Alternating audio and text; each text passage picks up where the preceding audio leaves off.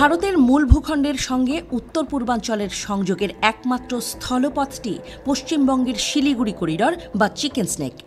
এর সঙ্গে উত্তরে নেপাল, পূর্বে বাংলাদেশ ও ভুটান এবং উত্তরে চীন সীমান্ত।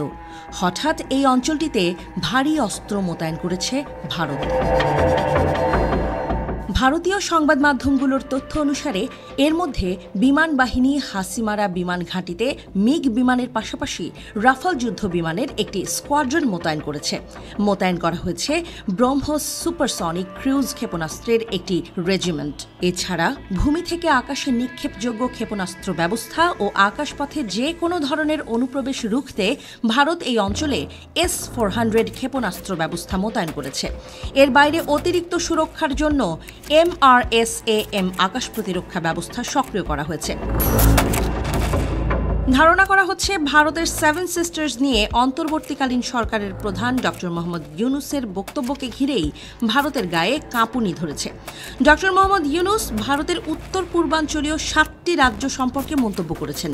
তিনি বলেন, ভারতের পূর্বাঞ্চলের 7টি রাজ্য সেভেন সিস্টার্স এগুলো স্থলবেষ্টিত, তাদের সমুদ্রের সাথে কোনো সংযোগ নেই। আমরা সমুদ্রের একমাত্র অভিভাবক।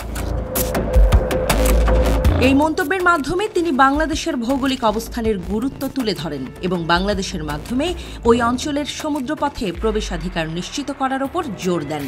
আর এই মন্তব্যকেই ভারত ব্যাপকভাবে রাজনৈতিক ও কৌশলগত অর্থে ব্যাখ্যা করেছে। এমনকি নিরাপত্তা বিশ্লেষকেরাও মন্তব্য করছেন, ভারত ডক্টর ইউনুসের বক্তব্যকে অতিরঞ্জিতভাবে দেখছে এবং তা থেকেই অস্বাভাবিক মাত্রার প্রতিক্রিয়া আসছে। তারা বলছেন, ইউনুসের বক্তব্যে কোথাও ভারত বিরোধী মনোভাব বা হুমকির ইঙ্গিত ছিল না, বরং দক্ষিণ এশিয়ার আন্তনির্ভরশীলতা এবং ভৌগোলিক বাস্তবতার দিকেই ইঙ্গিত ছিল তার বক্তব্য।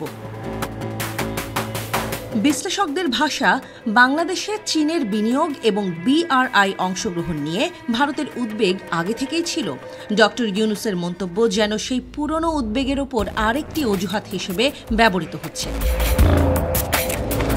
2017 সালের ডোকলাম সংকটের সময় যেভাবে শিলিগুড়ি করিডোর নিয়ে সতর্কতা তৈরি হয়েছিল, এবারও ঠিক সেই ছকে ভারত পরিস্থিতিকে ব্যাখ্যা করছে।